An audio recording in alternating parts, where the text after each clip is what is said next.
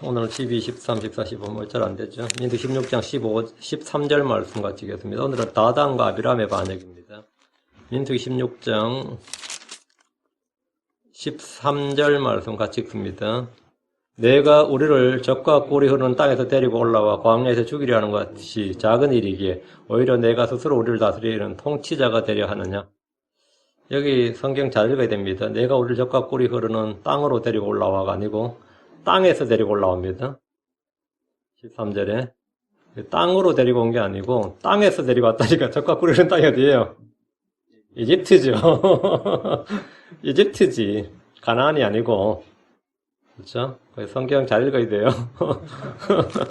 너 그냥 서들거면 그냥 읽는 사람들은 땅으로 데려와야 되거든. 땅으로 데려온 게 아니에요. 땅에서 데려왔어요. 그 말은 뭐예요? 왜 이집트에서 우리를 데려 나와가지고는 이 말이죠. 적과 꿀이 흐른 땅에서 데려와서 이 광야에서 죽게 하느냐 이 말입니다. 적과 꿀이 흐른 땅으로 데려와서 죽게 했으면 뭐 복이지. 예, 성경 읽을 때 항상 이게 그냥 대충 읽으시면 안 됩니다. 잘 읽으셔야 돼요. 예. 오늘 공부할 본문은 계속해서 고라의 반역에 관한 말씀입니다. 고라의 반역에는 고라 외에도 다단과 아비람, 온이 동참했고 이 온이라는 이름 딱 한 번 나옵니다. 이제 다단과 아비람은 계속 나오는데 이제 250명의 통치자들이 같이 합세했다 이렇게 나오죠. 이것은 광야교회에서의 작은 다툼이나 갈등이나 뭐 이런 분쟁 정도가 아니라 이 대규모의 조직적 반란이었습니다. 이게 뭐냐면 이전에도 모세를 대적해서 불평한 이스라엘의 광야 회중들 전체가 불평하고 이런 반역은 여러 번 있었습니다. 특히 모세가 산에 올라가 있던 동안 이스라엘은 온 회중이 집단으로 금송아지를 만들었고 이집트로 돌아가자고 한 적도 있었고요. 가나안 땅을 탐지하고 돌아온 정탐꾼들이 악한 보고를 들었을 때도 온 회중이 울면서 우리가 대장 한 명을 세우고 이집트로 돌아가자 이러면서 집단 항명을 하면서 반역한 일이 있었어요. 이들은 수시로 불평하고 모세를 대적했습니다. 요즘 관점으로 보면 모세는 백성들의 절대적인 지지나 인기를 얻은 지도자가 아니었음을 쉽게 알 수 있습니다. 모세는 백성들의 지지로 이스라엘의 지도자가 된 사람이 아니었습니다. 모세는 이스라엘의 종교 지도자였고 정치 지도자였고 모든 재판을 관할했던 재판관이었지만 백성들에게 늘 불평의 대상이었습니다. 늘 불평의 대상이었어요. 하나님 거룩한 사람 이게 아니라 언제나 이 불평 불만의 대상이었단 말이죠. 주께서 광야의 백성들에게 대해 말씀하시기를 민수기 14장 22절에 내 영광과 또 이집트와 광야에서 내가 행한 내 기적들을 보고도 이제 이같이 10번이나 나를 시험하고 내 목소리에 귀를 기울이지 아니한 저 모든 자들, 여러분 10번이나 시험하고 10번이나 너희를 시험하고 10번이나 나를 시험하고 그러니까 이스라엘 백성들의 불평 불만 이 주를 대적하는 일은 뭐 한두 번이 아니었다 10번이었단 말이에요. 이들은 목이 곧은 백성이고 거역하는 백성들이었고 믿음이 없는 사람들이었습니다. 신명기 33장 20절에 이에 그분께서 이르시되 내가 내 얼굴을 그들에게 숨기고 그들의 종말이 어떠한가를 보리라 하셨으니 이는 그들이 심히 거역하는 세대여 믿음이 없는 자녀들이기 때문이라. 덕분에 모세는 40년 동안 이스라엘의 목자로서 큰 고통을 겪었습니다. 모세를 이스라엘의 목자와 지도자로 세우신 분은 하나님이십니다. 광야의 백성들이 모세를 대적할 때마다 그들은 모세를 향해 대적하고 불평한 것이 아니라 주를 대적하고 주께 불평하는 것이었습니다. 성도들이 늘 기억해야 할 한 가지는 우리는 복종해야 하는 사람들이라는 겁니다. 우리는 믿음의 사람들은 모두 다 순종의 사람이 된다. 성도들의 인간관계는 군림하고 지배하는 것이 아닙니다. 누군가를 지배하기 원하는 야망과 욕망이 있는 사람은 자기 위에 있는 권위와 권력과 권세에 복종하는 대신에 저항하고 반역하려 합니다. 반역자들은 언제나 누구냐면 자기들이 권위를, 권세를, 어떤 권력을 잡고 싶어하는 사람들입니다. 자녀들은 부모의 권위에 복종해야 됩니다. 제자들은 스승의 권위에 복종해야 됩니다. 시민들은 통치자의 권위에 복종해야 됩니다. 아내는 남편의 권위에 복종해야 되고 자녀들은 부모의 권위에 복종해야 됩니다. 성도들은 목자의 권위에 복종해야 되고 형제들은 서로가 서로에게 복종해야 됩니다. 이게 성경의 인간관계입니다. 복음서에서 사도들은 서로 높아지려고 경쟁하고 시기했습니다. 그때 주님이 말씀하셨습니다. 마태복음 20장 25절 27절 예수님께서 그들을 불러 이르시되 이방인들의 통치자들이 그들에게 지배권을 행사하고 또 큰 자들이 그들에게 권위를 행사하는 것을 너희가 알거니와 권위를 행사한다고 지배하고 권위를 행사한다고 그건 너희가 안다고. 이것이 세상에서 말하는 힘의 원리, 힘의 지배입니다. 그러나 성도들 사이에는 이래서는 안 됩니다. 26절 27절 너희끼리는 그리하지 말지니 너희 가운데 누구든지 크게 되고자 하는 자는 너희를 섬기는 자가 되고 너희 가운데 누구든지 으뜸이 되고자 하는 자는 너희 종이 될지니라. 교회 내에서 크리스천 세계에서의 힘의 원리는 어떻게 되느냐? 섬기는 자가 되어야 된다. 지배권을 행사하고 다스리는 게 아니라, 권위를 행사하는 게 아니라 섬기는 자가 되고, 하나님의 백성들에게 모세와 아론을 주신 것은 광야교회에서는 선물이었고 은혜입니다. 하나님은 광야의 교회에 모세와 아론을 회중들을 위해 군림하고 지배하라고 주신 것이 아니라 그들에게 본을 보이고 그들을 섬기라고 주신 겁니다. 베드로전서 5장 3절에 하나님의 상속 백성 위에 주인처럼 군림하지 말고 오직 양떼에게 본이 되라. 장로들, 감독, 목자들은 군림하는 자들이 아니라 본이 되라고 주신 자들이. 주께서 통치자들을, 대언자들을, 제사장들을, 사사들을, 왕들을, 사도들을, 목자들을, 교사들을 성도들에게 주신 것은 그들에게 군림하고 지배하라고 주신 것이 아닙니다. 양들을 먹이고 섬기고 돕고 세우고 본이 되라고 주신 겁니다. 그렇다면 양들은 그런 사람들을 돕고 복종해야 됩니다. 고린도전서 16장 16절에 너희는 그런 사람들과 또 우리와 함께 도우며 수고하는 모든 사람에게 복종하라. 너희는 그 사람들에게 말하는 복종하라. 성경 우리가 서로가 서로에게 복종해야 된다고 합니다. 에베소 5장 21절에 하나님을 두려워하는 가운데 서로에게 복종하라. 서로 사랑하라는 말씀은 굉장히 많이 설교가 되지만 서로 복종하라는 말씀은 오늘 교회에서 거의 가르쳐지지 않습니다. 왜? 목사들도 그 말 몰라요. 그런 말이 성경에 있는지도 잘 모른다고. 서로에게 복종하라. 부모가 자식을 섬기는 것이 굴욕이 아니듯이 목자가 양들을 섬기는 것은 이상한 일이 아닙니다. 내가 지금 이 나이에 내가 목사고 내가 부모고 내가 교사고 내가 스승인데 내가 섬기랴? 근데 성경에서는 그게 섬기는 자라고요. 마찬가지로 자식이 부모에게 양들이 목자에게 순종하는 것은 굴욕이 아닙니다. 이상한 일이 아닙니다. 히브리 13장 7절에 너희를 다스리는 자들에게 순종하고 복종하라. 우린 정부 권력에도 순종해야 됩니다. 그들도 하나님의 사역자들입니다. 로마 14장 1절에 모든 혼은 더 높은 권력들에 복종할지니 하나님으로부터 나지 않는 권력이 없으며 이미 있는 권력들도 하나님께서 임명하셨느니라. 그러니까 북한의 김정은이도 하나님께 임명하신 권리고요. 권력자고 남한의 문재인 씨도 하나님이 임명하신 권력이고 지금 바이든도 뭐 어쨌든 간에 바이든도 어쨌든 간에 뭐 사기로 됐든 뭐 부정으로 됐든 하여튼 뭐 전략을 잘 써도 됐든 하여튼 지금 정권 잡았단 말이지. 그런 이미 있는 권력을 하나님께서 임명하셨느니라. 권력에 거역하는 것은 뭐라고요? 권력에 거역하는 것은 하나님께 거역하는 겁니다. 모든 혼은 더 높은 권력들에 복종할지니 하나님으로부터 나지 않는 권력이 없으며 이미 있는 권력으로 하나님께서 임명하셨느니라. 권력에 거역하는 것은 혁명이나 개혁이 아니라 하나님의 규례를 거역하는 겁니다. 로마 13장 2절에 그러므로 누구든지 권력에 거역하는 자는 하나님의 규례를 거역하나니 거역하는 자들은 스스로 정죄를 받으리라. 주 예수님은 자신을 재판한 총독 빌라도에게 이렇게 말씀하셨습니다.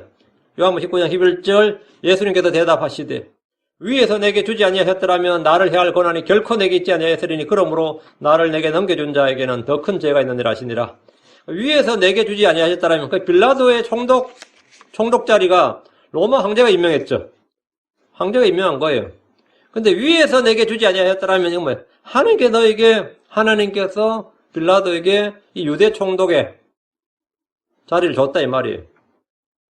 세상의 위정자들이 악하다, 부패하다, 내가 지지하는 사람이 아니다 등등의 다양한 이유로 우리는 반역하고 거역할 이유를 들이댈 수 있습니다. 그러나 법에 복종하고 위정자들, 행정관들에게 복종하는 것이 성경적입니다. 베드로전서 2장 13, 14절에 주를 위해 사람들의 모든 규례에 복종하되 왕에게는 최고 권위자에게 하다 하고 총독들에게는 악을 행하는 자를 징벌하고 잘 행한 자를 칭찬하기 위해 그가 보낸 자들에게 하듯 하라. 고라와 다단과 아비람은 이런 면에서 진리에서 완전히 벗어났습니다. 그들은 모세에게 복종하기를 거부했습니다. 그들에게는 나름 좋은 명분이 있었습니다. 고라는 모세에게 자신들이 대적하는 이유, 모세를 대적해서 일어난 이유를 5가지를 말했어요. 첫째는 광야의 회중은 모두 평등하다. 둘째, 광야의 회중은 모두 거룩하다. 셋째, 광야의 모든 회중, 하나님의 회중은 하나님은 모든 회중들 가운데, 회중의 모든 사람들 가운데 계시다.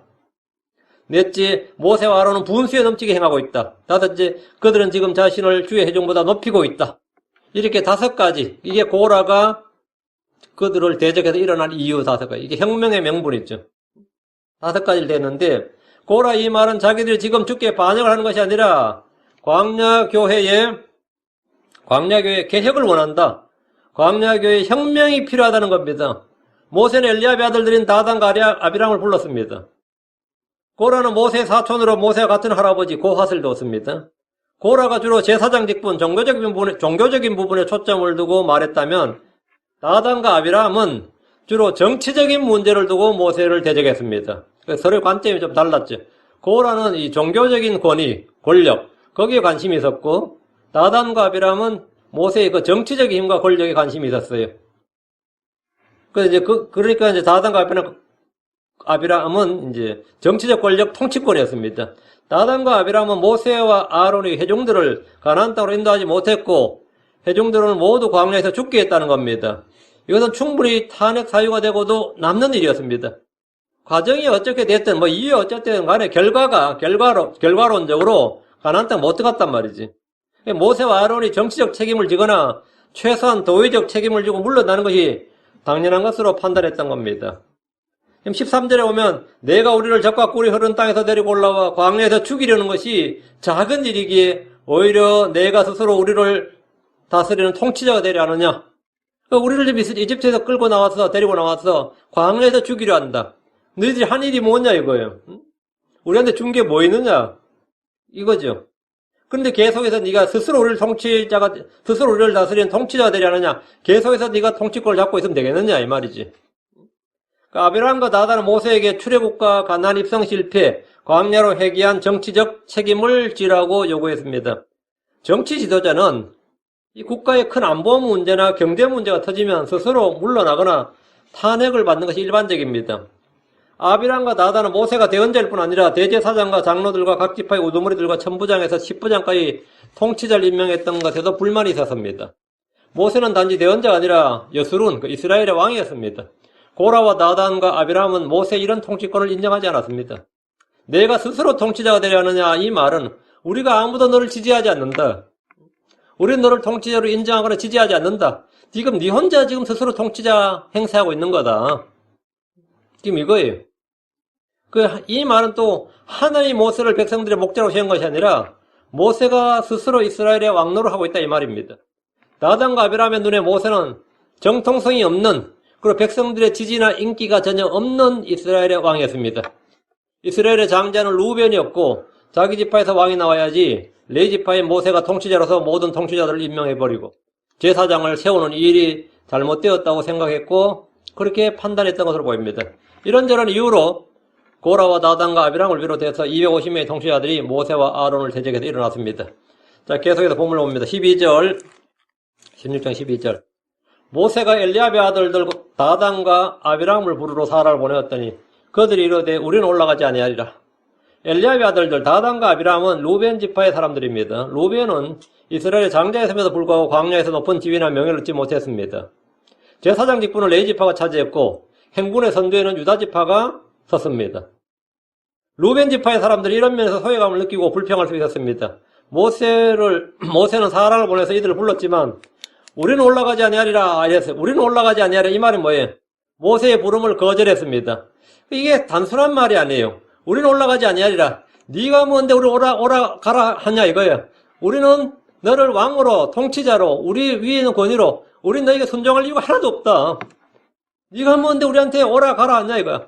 우리는 올라가지 아니하리라 이 말은 나는 너의 명령을 전적으로 거부한다. 나 이제부터 너의 권위를 인정하지 않겠다. 이 순간부터. 모세가 사라를 보낸 것은 주의 성막 앞으로 이들을 불러내어서 주의 판결을 받아보자는 것이었습니다. 그렇지 않다면 대화를 통해서 오해를 풀거나 책망이나 징계를 할 뜻으로 보입니다. 그런데 이들은 아예 모세의 부름을 딱 이런 지하에 거절했어요. 우리는 올라가지 아니하리라. 우리는 올라가지 아니하리라. 이 공개적으로 모세의 권위를 완전히 깔아뭉개버린 거고 이제부터는 모세를 우리의 지도자로 목자로 인정하지 않는다. 더 이상의 대화는 없다. 스스로 물러나지 않으면 당신을 다시는 보지 않을 것이다. 우리는 올라가지 아니하리라 이 말은 우리는 다시 네 얼굴 안 본다. 이 말은 뭐죠? 예. 네가 죽든 내가 죽든 말이죠. 여기서 끝이다 이 말이에요. 다시 보지 않는다. 둘 중 하나 끝이 나야 한다는 자기들의 강력한 의사를 표시한 겁니다. 백성들은 다 그렇게 알아들어요. 야, 모세가 불렀는데 안 간다 그러는데? 이제 끝났네 뭐 이런 거지. 우리가 올라가지 아니하겠다는 것은 너는 더 이상 우리에게 올라가라고 할 만한 명령권자도 아니고 통치권자도 아니고 지도자도 아니고 나는 너의 권위를 인정해 준 적이 없다. 그 노골적인 거부감을 공개적으로 회중들 앞에서 드러낸 겁니다. 13절 내가 우리를 적과 꿀이 흐르는 땅에서 데리고 올라와 광야에서 죽이려는 것이 작은 일이기에 오히려 내가 스스로 우리를 다스리는 통치자가 되려 하느냐. 다단과 아비람은 모세의 정치적 책임을 추구하면서 책임을 질 것을 요구하고 있습니다. 아비람과 다단은 모세가 이스라엘을 적과 꿀이 흐르는 땅에서 데리고 올라와서 결국은 지금 광야에서 모두 죽게 된 것이 작은 일이냐는 겁니다. 이게 적은 일이냐, 이게 책임 안 지고 그냥 넘어갈 일이냐, 이게 유야무야 할 일이냐 이거예요. 이게 작은 일이냐 이 말은 뭐냐면 충분히 모세 네가 책임을 통감하고 뭔 조치를 취해야 되는 일이 아니냐. 어떻게 양심도 없고 그래 뻔뻔할 수가 있느냐 뭐 이런 거죠. 이스라엘 백성들은 정탐꾼들의 보고로 가나안 땅으로 들어가서 스스로 거부했고 그날 주의 진노로 10명의 정탐꾼이 죽임을 당했습니다. 주의 징계와 심판을 들은 뒤에 산에 오른 백성들은 패배해서 쫓겨났습니다. 이들은 결국 다시 광야로 길을 돌이켰고 출애굽 1세대는 모두 광야에서 죽게 된 것을 두고 모두 사형 선고를 받았죠. 모세가 책임을 지고 회중의 지도자 목자 자리에서 물러나야 하는 것이 아니냐는 겁니다. 모세는 분명 출애굽의 영웅이었습니다. 출애굽은 분명 출애굽의 영웅 모세죠. 이집트의 종살이를 끝내고 400년의 종살이를 끝내고 자유와 해방을 줬으니까 이건 완전히 국의 영웅이고 민족의 영웅인 거지. 그리고 자유를 줬다고요. 모세는 시내산에서 주의 율법을 받고 언약을 맺음으로 이전까지 이스라엘은 그냥 족장시대였단 말이죠. 그리고 이집트에서는 그냥 종살이였는데 이제는 어엿한 제사장 국가, 그러니까 유대민족, 히브리 민족의 뭐라고요?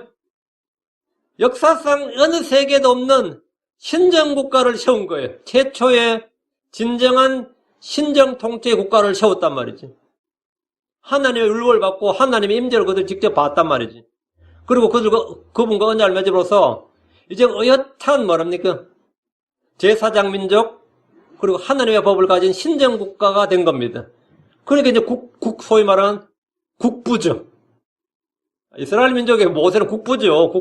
물론 아브라함이나 이삭이나 야곱, 요셉 있겠지만 그거는 그 전이고, 진짜 국부는 국가의 기틀을 세운 사람은 당연히 모세지. 이제 그 땅으로 들어가면 이제 완전한 백성과 법과 영토니까 완전한 국가가 되는 거고, 이 국가의 형태는 신정통치국가, 제사장 민족. 그 전 세계에 유례없는 이런 이상적인 국가를 하나 세우는데, 그럼 그 말은 뭐죠? 모세는 이스라엘 민족에는 진짜 그런 영웅이 없는 거죠. 메시아지. 그것뿐만 아니죠. 각 지파 인구를 조사해서 군대를 정비했고 1000부장, 100부장, 50부장, 10부장에 이르기까지 통치자들을 세웠습니다. 국가 편제를 개편했죠. 이 정도면 국부로 추앙받기에 충분한 영웅입니다. 그런데 이스라엘은 출애굽 2년 만에 가나안 입성에 실패했고 광야를 떠돌게 되었기 때문에 이들은 모세에게 이제 그만 퇴출되어야 할 사람이다. 이제 그만해야 될 시기다 이거.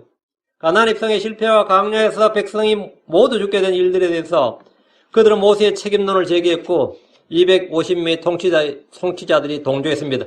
이 동조한 사람들 적극 가담자고 그러면 이제 항상 적극 가담자가 3분의 1이거든요. 그러면 중립을 지킨 사람이 3분의 1이야. 적극 반대자가 약 3분의 1이고 그럼 사실상 지금 여기에 따라서 뭐죠? 예. 얼마든지 더 지금 사실은 뒤집어질 수 있는 여지가 있는 거죠. 250명의 적극 동조자들이 있었단 말이에요. 이 정도면 회중의 40%가 공개적으로 이들의 이 의견을 지지한 것이고 암묵적으로 동의한 사람들을 포함하면 거의 절대 다수가 그러했다고 볼 수 있습니다. 여기서 주목해야 될 말은 지금 13절에 땅으로 이게 아니라 땅으로 하면 가나안이 되는 거죠. 땅으로가 아니에요. 땅에서 이집트입니다. 다단과 아비람은 내가 우리를 적과 꿀이 흐르는 땅에서 데리고 올라와. 땅에서 데리고 올랐다는 거예요. 적과 꿀이 흐르는 땅에서, 이집트 땅에서 데려왔다 이 말이죠. 적과 꿀이 흐르는 땅은 이들에게는 이집트 땅이지 가나안이 아니었던 겁니다. 모세가 적과 꿀이 흐르는 땅으로 이스라엘을 데려온 것이 아니라 적과 꿀이 흐르는 땅에서 우리를 데리고 올라왔다는 겁니다. 나쁜 놈이죠. 적과 꿀이 흐르는 땅으로 데려왔으면 영웅인 거고 적과 꿀이 흐르는 땅에서 데려왔으면 그건 나쁜 놈이지. 이 말은 그들이 400년 동안 종살이를 했던 속박의 땅 이집트가 그들에게 노예의 땅, 철영광로 이게 아니라 적과 꿀이 흐르는 땅이었다는 겁니다. 알고 보니까 광야보다는 이집트가 100배 나았어. 이 말이죠. 이들은 모세를 통해서 이루어진 이스라엘 민족의 출애굽 자체를 포기하는 불행이고 재앙이고 잘못이란 겁니다. 회중들은 광야에서 불평할 때마다 여러 번 이집트를 그리워하고 돌아가자는 말을 했던 적이 있습니다. 그들에게 이집트는 적과 꿀이 흐르는 땅이었습니다. 육신적인 크리스천들에게 세상은 죄악의 세상, 불법의 세상, 마귀 통치 아래는 어둠의 왕국, 음란한 세대 이런 게 아니라 적과 꿀이 흐르는 땅입니다. 차라리 그때가 나았다.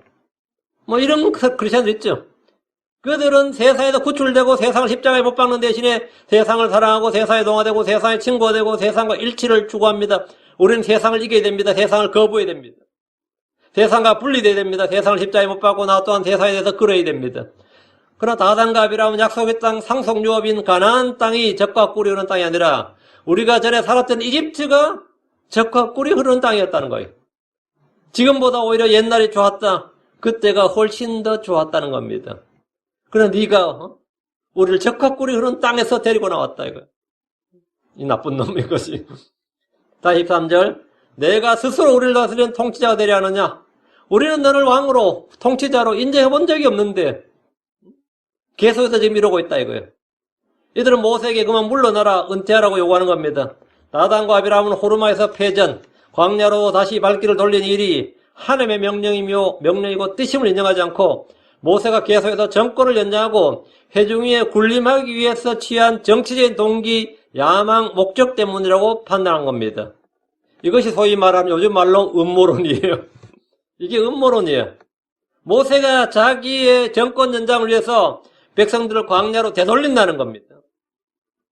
그런 이런 이들의 말은 일반 백성들이 들을 때 충분히 공감이 가는 가짜뉴스였고 설득력 있는 음모론이었습니다. 내가 스스로 우리를 다스리는 통치가 되려 하느냐? 네가 우리의 지지를 받아본 적이 있고 우리에게 신뢰를 받아본 적이 있느냐? 네가 한 말에서 제대로 된 게 뭐가 있느냐 이거예요. 지금 우리 다 죽게 된 거 아니냐? 이들의 말은 장기 집권을 종식하자. 신정 정치는 신정 통치는 민본주의로 바꾸고 독재 권력을 타도하고 민주주의를 하자는 겁니다. 레지파를 중심으로 하는 이 신정 체제가 아니라 우리 민의를 반영을 한 민의를 바탕으로 하는 민본주의 정치로 바꾸자. 하나님의 계시를 받아 통치하는 모세의 시대를 종식하고 백성들의 뜻을 받아서 이끄는 새로운 리더십을 세우자는 것이 이들의 요구입니다. 그래 신정 시대를 종식하고 민본주의 시대를 열자. 르네상스를 열자. 르네상스 시대를 열자. 그거죠. 그 신권에서 신본에서 민본으로, 신권에서 인권으로 바꾸는 것. 이건 완전 혁명입니다. 그래서 이 모세는 계속해서 하나님의 말씀, 하나님의 계시를 받아서 통치하는 그 신정 시대의 대표적인 인물이죠. 그런데 이런 시대로 이제 우리는 그 정도 그만, 우리가 하나님 섬기고 모시는 건 우리가 할 테니까 그냥 백성들의 뜻을 받아서 이걸 이제 요즘 말로는 세속주의라 그래요. 그 신정 통치를 이제 그만두고 세속주의 통치로 나가자. 그래서 백성들의 뜻을 받아서 이끄는 새로운 리더십을 세우자는 것이 이제 다단과 아비람의 요구예요. 사실 이들은 자기들이 백성을 다스리는 통치자가 되고 싶었던 겁니다. 14절입니다. 이뿐 아니라 내가 우리를 적과 꿀이 흐른 땅으로 데리고 들어가지도 아니하고 밭과 포도원도 우리가 상속물로 주지 아니하였으니 내가 이 사람들의 눈을 빼려느냐? 우리는 올라가지 아니하리라. 모세의 실책과 실정에 대해서 이들은 계속해서 비난을 퍼부었습니다. 사실 이들이 주장하는 말은 모세의 실수나 잘못이 아니라 백성들의 불신 때문에 일어난 일이었습니다. 그럼에도 그들은 자신들의 불신과 불순종과 오류를 시인하고 회개하는 대신에 모세를 비난하고 전적으로 모세의 책임으로 몰았습니다. 내가 우리를 적과 꿀이 흐른 땅으로 데리고 들어가지 아니하고, 이 말은 가나안 입성의 실패 원인과 책임이 누구에게 있냐는 겁니다. 이 보통 전쟁이 끝나고 승리하면 그때부터 논공 행상이 벌어집니다. 누가 더 많은 공을 세웠느냐에 따라서 보상을 주는 거예요. 반대로 패배를 하게 되면 전쟁 책임론에 따라서 처벌을 받거나 죽임을 당합니다. 그 전쟁에서 지면 그 나라 뒤집어져야 되는 게 정상이에요. 근데 한국처럼 말이죠. 임진왜란이 일어났는데도 선조가 계속 임금하고, 병자호란이 일어났는데도 인조가 계속 임금해. 이러면 이건 말이 안 되는 거예요, 이거는. 이건 나라가 아닌 거지. 나라가 완전 개박살이 나고 끝장이 났는데, 그 임금이 그 전쟁의 책임을 전혀 지지 않고 신하들도 왕한테 책임을 묻지도 않고 백성들이 전쟁 책임을 묻지도 않아. 뭐 책임 물을 뭐 한편도 안 냈지 그 당시에. 그 이게 나라 꼬라지가 안 되는 거지. 그런데 가장 최근에 남북 전쟁에서 마찬가지죠. 북한은 김일성이 전쟁 어째 졌거든요. 근데 계속 통치했다고 남북 전쟁을 그 졌다고 안 본 거죠. 그래서 그러니까 그 책임을 못 물었던 거예요. 그 6.25 전쟁을 했으면 책임을 물어야 되는데 못 물은 거예요. 이들은 가나안 입성 실패에 따른 책임을 당연히 모세가 져야 된단 말이에요. 밭과 포도원도 우리에게 상속물로 주지 아니하였으며 이건 약속 불행이죠. 이건 누구의 책임이냐요. 모세와 갈렙과 여호수아는 주께서 이 땅을 주셨고 백성들이 올라가서 치자, 차지하자 이렇게 했어요. 가나안으로 들어가지 못한 것은 모세의 잘못이 아니라 백성들이 불신으로 스스로 겁을 먹고 포기한 것이었습니다. 이들은 출애굽 때 가나안 땅으로 들어가서 그들이 건축하지 아니한 크고 좋은 도시들과 모든 좋은 물건이 가득한 집과 그들이 파지 아니한 우물과 심지 아니한 포도원과 올리브나무를 상속물로 얻을 것이라는 기대를 하고 올라갔습니다. 그런데 그들은 못 차지했어요. 못 받았어요. 왜? 막상 그 땅을 정탐하라고 사람을 보냈더니 그곳에는 크고 강한 거인들이 살고 있었기 때문에 이들은 이곳으로 잘못 왔다, 속았다고 생각했던 겁니다. 잘못 왔다, 속았다고 생각한 거예요. 이들은 강하신 하나님을 본 것이 아니라 현실을 봤습니다. 주의 약속과 인도하심을 믿은 것이 아니라 원수들의 강한 힘과 그들의 수와 자신들의 약함을 봤습니다. 이런 예수님을 자신들을 구출해줄 메시아로 알고 믿고 따랐던 유대인들이 빌라도에게 잡혀 채찍을 맞은 그분을 보았을 때 느꼈던 감정과 같았을 겁니다. 분명히 우리를 구원할 민족의 구세주, 영웅, 메시아로 생각하고 있었는데 6월절, 이제 곧 6월, 밤이면 6월절이죠. 아침에 14일, 아침에 6월절 아침에 오니까 예수님이 피투성이가 돼서 두들겨 막 뚫려서 밤에 붙들려가지고 체포돼가지고 채찍에 맞아서 피투성이 됐는데 또 빌라도도 감정을 자극한 한마디를 하는 거예요. 보라, 너희 왕을 보라. 응? 이거 완전히 모욕이지. 어떻게 저런 게 우리 왕이냐고. 그 너희 왕을 보라. 이 빌라도의 말을 들었을 때 그들은 돌변을 한 거지. 우리 왕 아니다고. 그래서 예수님을 십자가에 못 박으라고 했습니다. 그 채찍에 맞은 예수를 본 그 유대인들의 감정을 한번 제가 상상을 해봐요. 우리를 우리 민족을 구속해줄 그 어떤 메시아, 모세와 같은 대언자로 행하고 있었는데, 두들겨 맞아 피투성이가 두들겨다 피투성이 돼서 서 있는 몰골을 한번 보고, 어떻게 그분을 자기들의 그 그리스도 메시아로 생각할 수 있어? 마찬가지로 이 다단과 아벨은 그 2년 만에 어쨌든 가나안 땅 왔는데, 가나안 땅에 와서 웰컴 이스라엘 할 줄 알았는데, 여기 온 걸 환영합니다 할 줄 알았는데, 그건 우리가 따로 차지할 땅이 아닌 거예요, 보니까. 이거 우리 죽으라는 거 아니야. 우리 완전 사기당한 거 아니냐. 그래서 이스라엘 백성이 막 밤새 울고 난리가 난 거예요. 이거 완전 우리 여기까지 내려왔는데, 들어가서 정탐을 해보고 나니까, 거기 거인들이 살고 있더라, 이거요. 거기 거인 아낙 자손들이 살고 있고, 우리보다 크고 강한 민족 7이나 있고, 이거 우리 완전 사기당했다. 그때 모세에 대한 배반감이 어땠을 것 같아요? 모세가 우리를 완전히 사기쳤다. 그 홍해 건네고 뭐 시내산까지 하고 광야산까지는 뭐 어쨌든 불평을 했지만 견뎌왔는데 이 가나안 땅 앞에 와서 가나안 땅의 어떻한 실정을 드러낼 때 그들이 완전히 돌아버린 거죠. 미쳐버린 거지. 내가 이 사람들의 눈을 빼려느냐, 이게 뭔 말 같아요? 내가 이 사람들의 눈을 빼려느냐, 이 말은 민초들 사이에서 흔히 쓰이는 일반 화법인데 우리말로는 네가 우리 눈을 멀게 하려느냐, 우리 눈을 가리려 하느냐, 우리를 못 보게 하려느냐, 이 말이에요. 한마디로 뭐죠? 우리를 봉사로 아느냐, 우리는 아무것도 모르고 우리를 바보로 아느냐, 우리를 속이려 하느냐, 그 말입니다. 모세가 자신의 실수나 오류나 거짓을 덮기 위해서 교묘하게 계속해서 하나님의 말씀, 주의 법을 들먹이면서 광야의 회중들을 속인다는 말입니다. 모세는 매 순간마다 주께서 뭐 이렇게 말씀하시니라, 주께서 명령하시니라, 주께서 이렇게 하니까 주의 이름과 주의 권위를 내세워서 자신의 지위와 권력을 유지한다. 모세의 정치는 오직 하나밖에 없는 거예요. 주께서 말씀하시니라. 그 듣는 이 다단과 아비람도 그것도 하루 이틀이지. 지금 이런 상황에서 주께서 다시 광야로 돌이켰다. 돌아가라 그랬다. 이렇게 하니까 모세는 우리를 완전히 바보로 아는구나. 우리를 호구로 아는구나. 네가 이 사람들의 눈을 빼려느냐? 우리에게 진실을 보지 못하게 눈을 아예 빼는구나. 이 말이지. 그 네가 지금 주의 이름, 주의 권위, 주의 말씀을 내세워서 계속해서 자신의 지위와 권력을 유지하고 자신이 통치자로 스스로 통치자로 계속 있는데 우리를 아주 바보로 아느냐? 우리가 그 정도의 꼼수도 볼 줄 아는 눈이 없는 줄로 아느냐 이 말입니다. 네가 이 사람들의 눈을 빼려냐 이 말이. 이들은 모세가 입만 열면 주의 말씀이라고 하는 모든 법과 규례 역시 사실은 뭐라고? 물론 주의 말씀도 있었겠지. 근데 사실은 사이사이에 모세가 자기 편리한 대로 주께서 같이 말씀하시나 우리가 알 게 뭐냐 이거. 근데 알고 보면 거짓말 아니냐. 그 모세는 사실 이거 사기친 거 아니냐 우리를. 그러니까 거짓으로 판단한 거예요. 우리가 이제는 더 이상 너에게 속는 바보가 아니다. 우리도 진실을 보는, 그리고 현실을 똑바로 보는 눈이 있다는 겁니다. 우리의 눈을 가리려 하지 마라. 우리의 눈을 빼려는 것이냐? 복음서에서도 바리새인들은 자기들은 눈멀지 않았다고 주장합니다.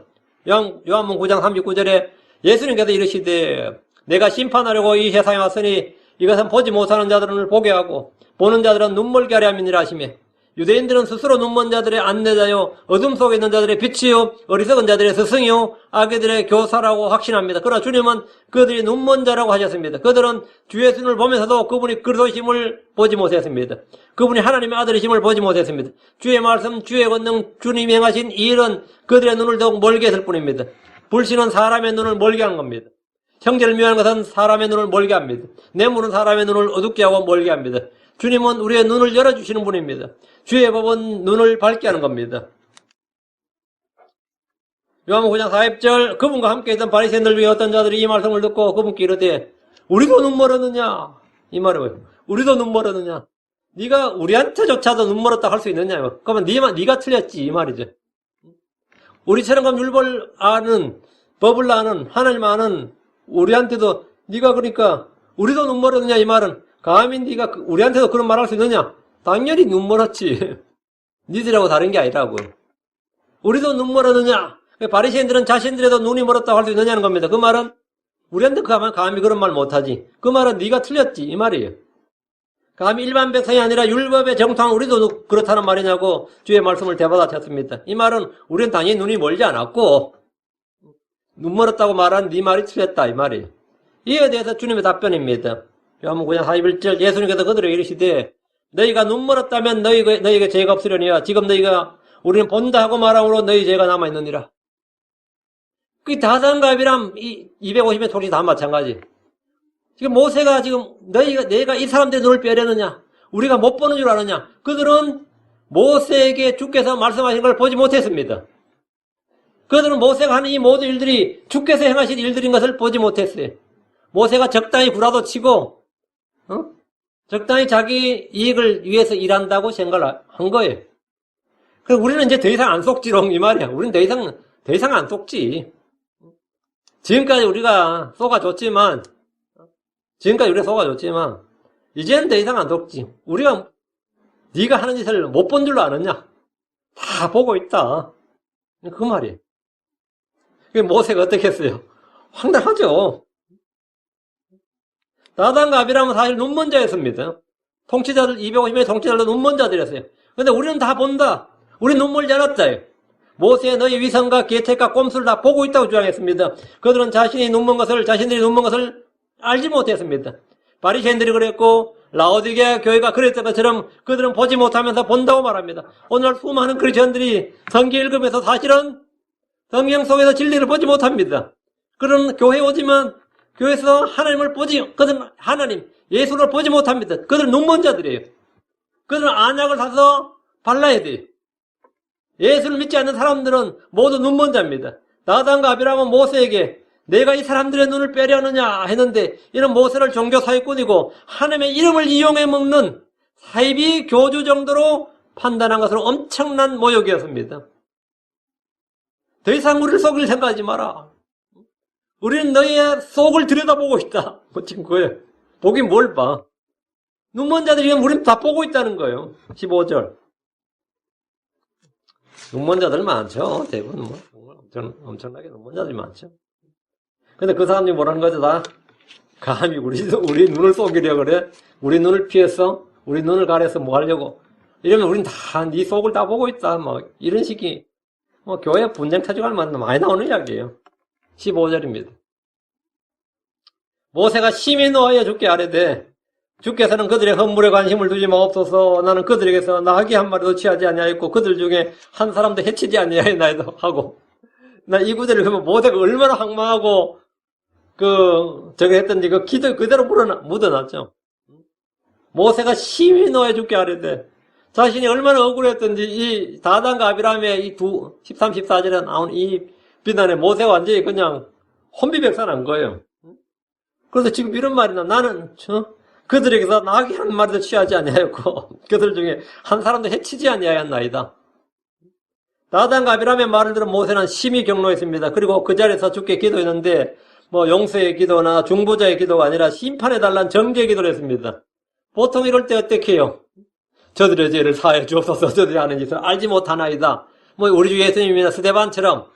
그리고 모세는 이전에도 백성들이 반역하고 불평할 때마다 그렇게 기도했어요. 그들을 멸하지 말아달라고. 그럼 모세는 또 온유한 사람이라고. 민수기 12장 3절에 이제 그 사람 모세는 매우 온유하여 지면의 모든 사람보다 온유했더라. 이랬는데 온유함이란 성질을 전혀 내지 않는 사람. 미소 속에 칼날을 감추고 이런 사람이 아니고 성질을 전혀 내지 않는 사람이 아니다 이거. 모든 사람보다 온유했던 모세는 다단과 아비람의 말에 경노했습니다. 한마디로 영린을 건드린 거지. 온유했던 우리 주 예수님은 화 있을진저를 8번 반복했습니다. 면발하셨어요. 마태복음 23장에 보면 주께서는 그들의 헌물에 관심을 두지 마옵소서. 이건 정죄의 기도죠. 모세는 반역자들의 헌물에 주께서 관심을 두지 말아주실 것을 구했는데 이 말은 그들의 기도나 경배나 찬양의 희생물, 헌물, 뭐를 드리든 주께 드리는 어떤 것도 받지 말라는 간구로 교제의 단절을 말합니다. 주님 그들을 교제에서 이제 단절하시옵소서. 가인과 아벨로부터 주께 나오는 사람들에게 필요한 것이 헌물이었습니다. 주께서는 그들의 헌물에 관심을 갖지 않는 경우는 그들이 사악한 자일 때입니다. 사악한 자의 희생물은 주께 가져한 것입니다. 사악한 자의 길은 주께 가져한 것입니다. 사악한 자의 생각들은 주께 가져한 것입니다. 사악한 짓을 행하는 자들은 사악한 짓을 행하면서 왕들에게 가져한 것입니다. 사악한 자의 희생물은 주께 가져한 것입니다. 다음은 21장 27절 사악한 자의 희생물은 가져한 것이거늘 하물며 그가 사악한 자의 생각으로 그것을 가져오면 얼마나 더 가져하겠느냐. 그러니까 다단과 아비람이 헌물에 관심을 갖지 말라 이 말은 그들은 사악한 자이다. 그러니까 사악한 자의 생각, 사악한 자의 행한 짓, 사악한 자의 기도, 사악한 자의 헌물, 사악한 자의 길, 사악한 자의 주님 관심을 갖지 말라. 단지 관심 안 갖죠. 모세가 주께 이들의 헌물에 관심을 갖지 말아주소서 이 말은 그들이 사악한 자요 주께 가증한 자란 고소 고발입니다. 이게 고소요 고발 참소예요. 모세는 억울한 피해자란 겁니다. 모세는 백성들의 범법과 불법에서는 용서를 구한 중보자였는데 이들에게는 주께 심판을 청했습니다. 모세의 고소는 훗날 다시 나옵니다. 언제? 요한복음 5장 45절 내가 너희를 아버지께 고소하려고 생각하지 말라. 너희를 고소하는 자가 있으니 곧 너희가 신뢰하는 자 모세니라. 너희를 고소하는 자가 모세니라. 모세가 누구를 고소했어요? 다단과 아비람을 고소했어요. 하나님께. 근데 이와 같이 모세가 딱 한번 너희 주 예수를 믿지 않는 유대인들을 고소한다는 겁니다. 유대인들이 예수를 믿지 않을 때 그 믿지 않는 죄에 대해서 그들을 고소할 리가 누구다? 모세다. 그들의 헌물을 받지 마옵소서. 그들을 받아주지 마옵소서. 이게 모세가 한다는 거예요. 모세가. 다시 15절입니다. 나는 그들에게서 나귀 한 마리도 취하지 아니하였고 그들 중에 한 사람도 해치지 아니하였나이다. 그 모세는 백성들이 세금을 거두지 않았다 이거예요. 이것은 모세의 양심 선언이었고 신앙 고백입니다. 모세는 백성들에서 나귀 한 마리도 취하지 않았고 백성들 중 단 한 사람도 해치지 않았습니다. 그는 학대한 적도 없고 폭력을 행사한 적도 없고 뇌물을 받은 적도 없습니다. 그는 탐욕을 부리지 않았습니다. 사무엘도 말년에 이런 고백을 했습니다. 사무엘상 12장 2절 3절 나는 늙어 머리가 새었고 보라 내 아들들은 너희 함께 있느니라. 내가 어려서부터 이 날까지 너희 앞에서 걸었노라. 보라 내가 여기 있나니 주 앞에서 그분의 기름 부음 받은 자 앞에서 나를 대적하여 증언하라. 내가 누구의 소를 취하였느냐? 누구의 나귀를 취하였느냐? 누구를 쏘겠느냐? 누구를 학대하였느냐? 내 눈으로 눕게 하는 뇌물을 누구의 손에서 받았느냐? 그리하였으면 내가 그것을 너희에게 갚으리라. 이건 사무엘의 뭐죠? 양심선언이지. 내 일생에 대한 양심선언이라고. 이것이 하나님의 사람이 이 땅에서 사는 방법. 사무엘이 하나님과 사람들 앞에서 지금 이걸 당당히 선포하는 거예요. 사도 바울도 말전에 이런 고백을 했습니다. 사도행전 20장 33절 34절 내가 어떤 사람의 은이나 금이나 옷을 탐내지 않았으며 참으로 너희가 알거니와 내가 이 손으로 나의 필요한 것들을 마련하였고 또 나와 함께한 자들을 섬겼노라. 내가 어떤 사람의 은이나 금을 탐내지 않았고 옷을 탐내지 않았다. 실제 그랬죠. 모세나 사무엘이나 바울은 목자의 삶의 본을 보여주고 있습니다. 저도 죽기 전에 이렇게 말하고 싶습니다. 죽기 전에 이거 완전히 엄청난 죽기 전에 이렇게 말하고 죽어야지. 이 땅의 모든 사역자들이 이런 삶을 살았으면 좋겠습니다. 모세는 백성들의 통치자로서 지배자요 군림하는 자가 아니라 그들을 섬기는 사역자였습니다. 봉사자였고 섬기는 자였단 말입니다. 종이었습니다. 모세는 백성들의 믿음을 돕고 기쁨을 돕는 자요 하나님의 말씀을 맡은 청지기요 주의 입을 섬기는 종이었을 뿐입니다. 나단과 아비람이 모세를 이끌어 스스로 자기를 높여 우리를 다스리는 통치자가 되려 한다고 비난했지만 모세의 통치는 군림하는 통치자가 아니라 낮아져 섬기는 통치였습니다. 이는 대언자들, 사도들, 오늘날 교회 주신 목자들, 교사들도 다 마찬가지입니다. 예수님은 제자들의 발을 씻어주시면서 사도들이 해야 할 일을 말씀하시고 보여주셨습니다. 요한복음 13장 13절 너희가 나를 선생과 주라 부르니 너희 말이 옳도다. 내가 그러하니라. 그러니 너희 주와 선생인 내가 너희 발을 씻어주었으니 너희도 서로 발을 씻어주는 것이 마땅하니라. 너희도 서로 발을 씻어주는 것이 마땅하다. 주님은 주와 선생으로서 너희 발을 씻어줬다. 그럼 너희도 바로 이렇게 해야 된다 이거지. 주께서는 6월절 밤에 제자들에게 섬김의 도, 종의 도를 가르치시면서 몸소 본을 보이셨습니다. 너희도 서로 발을 씻어주는 것이 마땅하니라. 이 말씀이 뭐예요? 이제 나중에 서신서에 서로에게 복종하라. 서로에게 복종하라 이 말입니다. 서로를 섬기라. 서로에게 종이 되라. 서로를 세워주라. 서로 도우라. 이게 다 같은 말입니다. 이것이 크리스천들의 인간관계, 이게 크리스천들의 인간관계 관계이며 섬김의 도다 이거예요. 주님은 내가 너희에게 행한 것 같이 너희도 행하게 하려고 내가 너희에게 본복을 주었느니라 하신 대로 우린 주께서 행하신 대로 행해야 됩니다. 모세의 통치는 지배하고 군림하고 권위를 행사하는 것이 아니었습니다. 우리 주께서 그러하셨듯이 모세는 백성들보다 낮아져서 섬겼습니다. 다시 마태복음 20장 25절 아까 했던 거죠. 예수님께서 그들을 불러 이르시되 이방인들의 통치자들이 그들에게 지배권을 행사하고 큰 자들이 그들에게 권위를 행사하는 것을 너희가 알거니와 이 방식을 교회에 도입하지 말라는 거예요. 이런 지위와 지배권, 통치권, 이런 조직 문화, 이 세상의 조직 문화 말이에요. 이것을 교회의 조직에 이식하거나 받아들이거나 수입하지 말라고. 이걸 교회에 들어서 실행하지 말라요. 근데 실제로 많은 경우가 목사가 CEO가 되고 맞죠? 교회 재정이나 교회 하는 것이 집사 이게 세상 방식과 비슷하게 이 운영 원리가 세상 방식과 비슷해. 세월이 흘러가다 직급이 올라가고 말이죠. 이런 식으로. 그렇지 않다 이거죠. 너희는 세상에서는 그렇게 하는 거 우리 다 알죠. 우리는 세상에서 통치자들이 힘을 어떻게 사용하는지 너무나 잘 알고 있습니다. 쥐꼬리만한 권력이라도 잡으면 그냥 군림하고 지배하려고 합니다. 권위를 세우려고 그러고. 그러나 교회에서 크리스천들은 그래서는 안 됩니다. 마태복음 20장 26절 21절 너희끼리는 그리하지 말지니 너희 가운데 누구든지 크게 되고자 하는 자는 너희를 섬기는 자가 되고 너희 가운데 누구든지 으뜸이 되고자 하는 자는 너희 종이 될지니라. 그랬어요. 너희끼리는 그리하지 말지니 이방인들의 통치, 세상의 통치 방식을 들어오지 말라는 겁니다. 모세는 독재자나 폭군이 아니었고 사이비 종교 교주가 아니었습니다. 비록 그런 오해를 받는 것은 사실이었지만 이는 의를 행하고 주를 섬기는 사람들이 받는 필연적인 고난이에요. 그리고 음해고 글사서 의롭게 경건하게 살고자 하는 자들, 주의 뜻대로 살고자 하는 자들이 받는 뭐 필연적인 일입니다. 우리 예수님도 바알세부를 힘입어서 일한다고 해. 한마디로 마귀 새끼다 이 말이죠. 그런 것을 받았으면 우리도 그런 말 받는 거죠. 네가 감히 우리 눈을 가리려 하느냐. 다단과 아비람처럼 당당하게 그렇게 말하는 사람 많아요. 우리가 속셈을 모를 줄 압니까? 목사님의 속셈을 모를 줄 압니까? 뭐 이런 사람도 있고 다 있잖아요. 이럴 때마다 뭐 음모론과 가짜뉴스는 판을 치게 되고 모세는 황망하죠. 모세는 황망하지. 다단과 아비라면 이 민수 16장 13절 14절 말씀은 참 엄청난 말이에요. 사도 바울은 말하기를 고린도서 1장 24절 우리는 너희의 믿음을 지배하는 자가 되려 하지 아니하고 오직 너희의 기쁨을 돕는 자가 되려 하노니 너희는 믿음으로 서느니라. 너희는 믿음으로 서느니라. 이것이 성경적 목자의 권위입니다.